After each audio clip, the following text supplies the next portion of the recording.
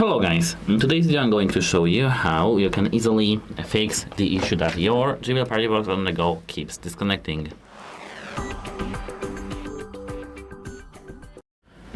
So, actually the issue may be because of the discharge of your discharge device.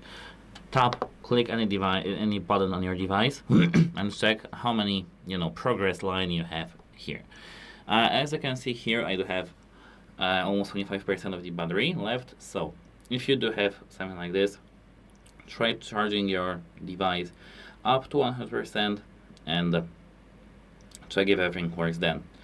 If it still keep disconnecting, you need to do a factory reset of your device.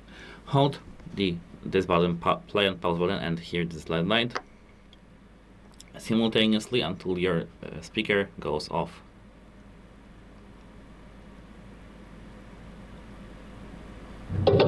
Now we have done the factory reset in our speaker. If nothing is good after the factory reset and you still have these connection problems, you need to contact the device support because your device may be just broken. Goodbye!